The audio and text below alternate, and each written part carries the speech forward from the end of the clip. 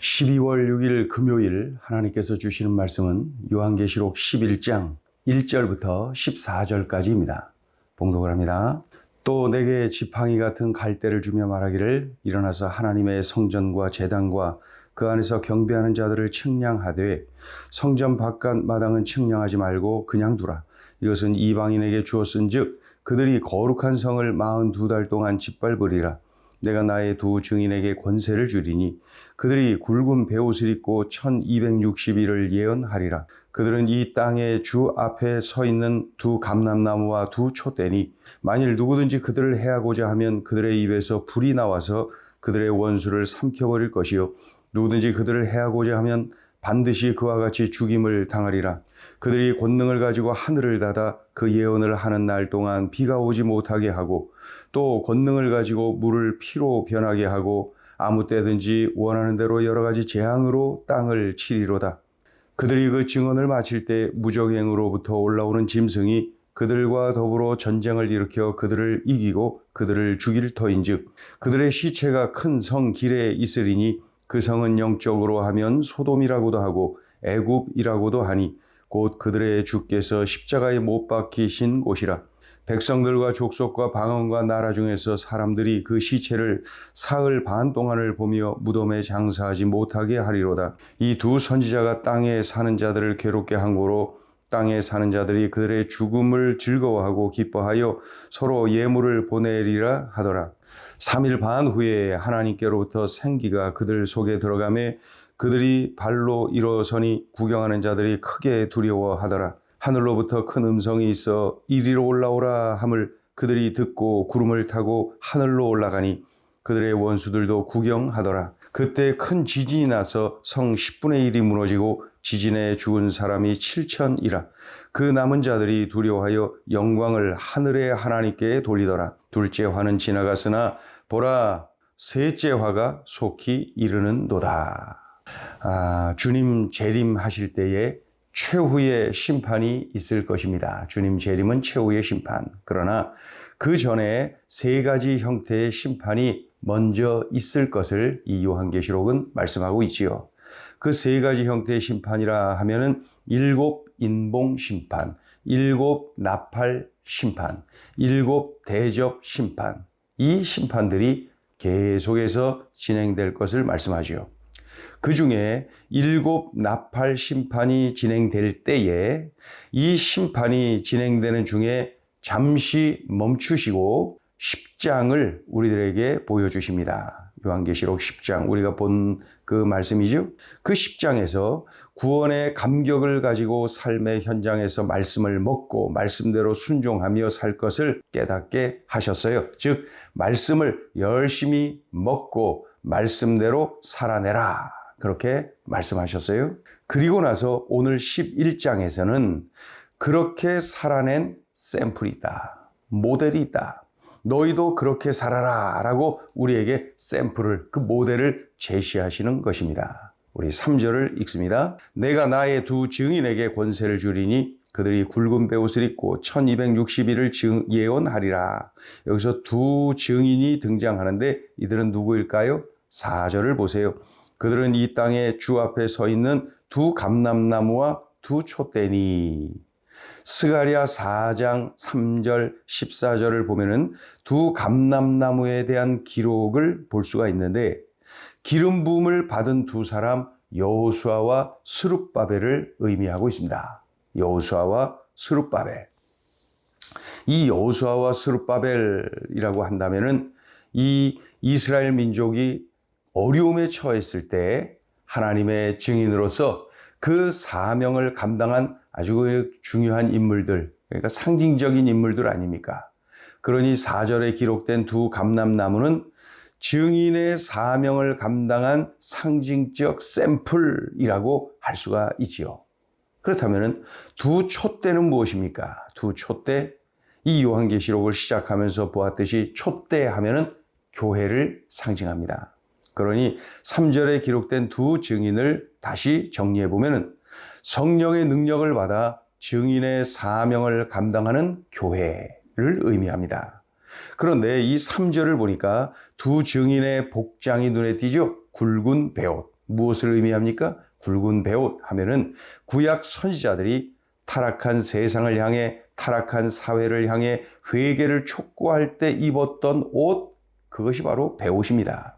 그러니 본문의 두 증인은 성령의 능력을 받아 증인의 사명을 감당하는 교회를 상징하는데, 그 교회가 해야 할 일이 바로 베옷을 입는 일이다. 즉 교회가 회개를 하고 동시에 세상을 향해 회개를 촉구하는 사명을 받은 것이다. 그런 내용이죠. 굵은 베옷을 입은 두 증인, 즉 교회를 상징하는 두 증인에게 중요한 특징들이 눈에 띕니다.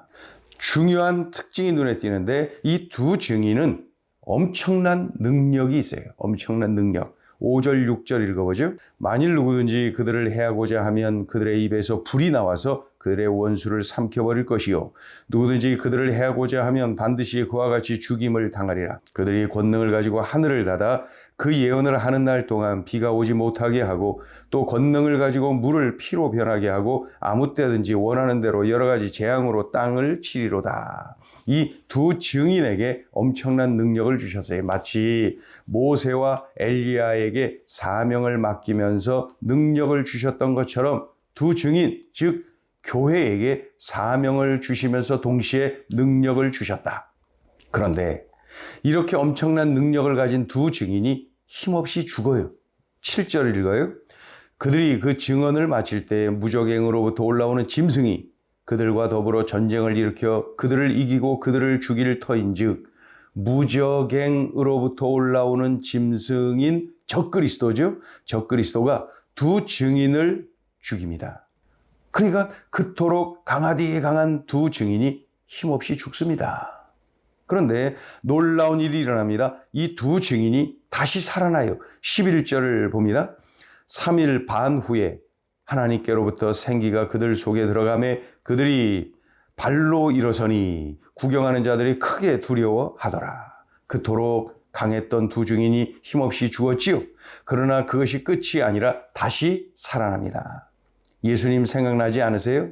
예수님, 하나님의 아들 예수님, 삼위일체 본체이신 예수님, 창조주요 통치자인 예수님, 참으로 전능하시죠? 엄청나신 그 강하신 그런 분 아닙니까? 그러나 십자가에 달려 죽으셨어요. 아주 힘없이 죽으셨어요. 그러나 그것이 끝이 아니라 부활하셨어요. 다시 살아나셨어요. 이 본문의 두 증인을 보면서 예수님이 생각이 납니다. 이러한 두 증인의 특징들을 기억하면서 8절을 봅니다. 그들의 시체가 큰 성 길에 있으리니 그 성은 영적으로 하면 소돔이라고도 하고 애굽이라고도 하니 곧 그들의 주께서 십자가에 못 박히신 곳이라. 곧 그들의 주께서 십자가에 못 박히신 곳이라. 이 두 증인을 보면서 우리가 기억해야 할 분이 바로 예수 그리스도. 우리가 기억해야 할 사건이 바로 예수 그리스도의 십자가와 부활. 예수 그리스도의 십자가와 부활을 기억하라는 겁니다. 예수님은 전능하신 분, 창조주, 하나님의 아들, 삼위일체 하나님, 참으로 엄청난 능력을 가지신 하나님, 그런 예수님이 십자가에 달려 힘없이 죽으셨어요. 전능하신 하나님으로서의 자기 권리 포기, 우리 예수님의 내려놓음, 그것이 우리를 살렸지요. 나를 구원해 주셨지요. 나의 죄값을 십자가에서 대신 다 치루어 주셨지요. 그런데 그것이 끝이 아니었어요. 예수님은 부활하셨어요. 우리에게 영생의 확신을 갖게 하셨어요. 원수 마귀가 놀라고 두려워 떨도록 만드셨어요. 진정한 승리자가 되셨어요. 오늘 본문, 소중한 오늘 본문의 내용입니다. 여러 상징들이 많은 것이 특징이죠. 이 요한계시록. 그런데 이 상징이 많지만은 아주 선명하게 우리들에게 들려주시는 음성입니다. 자, 오늘 본문을 통해서 주시는 메시지가 있습니다. 첫째, 내가 죽어야 합니다. 내가 죽어야 합니다. 나의 지식, 나의 물질, 사회적 지위 이런 것들을 내세우고 내가 이렇게 강하다, 내가 이렇게 잘났다라고 자랑하고 사는 나의 모습은 아닙니까? 그런 것들이 있으면 교만에 빠지고 그런 것들이 없으면 열등감에 빠지고 우린 그저 능력을 외치며 버티고 있는 것은 아닙니까? 내게 있는 모든 능력은 나를 높이고 나를 과시하는 데 사용하는 것이 아니라 십자가의 길을 가는 데 사용해야 되는 것 아닙니까? 우리 주님이 명하신 일을 하는 데 사용해야 되는 것 아닙니까? 오늘 본문의 두 증인처럼 내가 죽어야 됩니다. 나의 못된 자아가 죽어야 합니다. 나의 고집, 나의 아집, 나의 못된 자아가 꺾여져야 됩니다. 죽어야 합니다. 철저하게 부서지고 깨어져야 됩니다. 그래서 사도 바울은 고린도전서 15장 31절에서 이렇게 외칩니다. 내가 날마다 죽노라. 내가 날마다 죽노라. 두 증인은 엄청난 능력을 가졌어요. 그러나 그것을 내려놓고 십자가의 길을 갔어요. 죽었어요. 그러나 그것은 패배가 아니었어요. 주님이 그들을 다시 살리셨어요. 그러자 원수들이 두려워 떱니다. 그 모습을 바라보며 조롱하던 자들이 하나님을 두려워합니다. 하나님께 영광을 돌립니다. 회개의 역사가 일어납니다. 두 증인이 죽으니까 하나님이 살리시고 회개의 역사는 일어나고 결국 내가 죽어야 합니다. 결국 내가 죽어야 합니다. 우리는 어떻습니까? 말로만 예수 믿고 있는 것 아닙니까? 믿음 좋은 척하고 있는 것 아닙니까? 오랜 세월 교회 다녔다고 관록을 자랑하며 그것이 믿음인 양 착각하며 잘난 척, 믿음 좋은 척, 강한 척 하고 살고 있는 것은 아닙니까? 이제 내가 자랑하던 것들, 내가 의지했던 것들 다 내려놓고 묵묵히 십자가의 길을 가야 합니다. 내가 죽어야 합니다.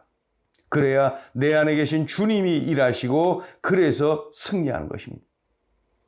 내가 죽어야 합니다. 내가 죽어야 합니다. 둘째 주시는 메시지입니다.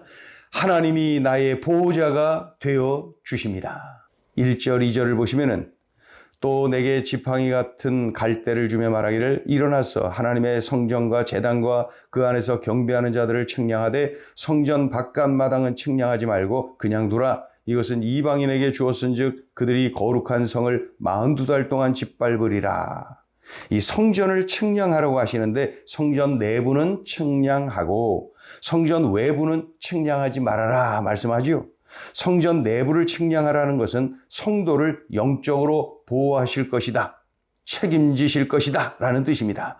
성전 외부를 측량하지 말아라 라는 말씀은 성도가 외적으로는 외부의 공격을 받게 될 것이다 라는 의미입니다.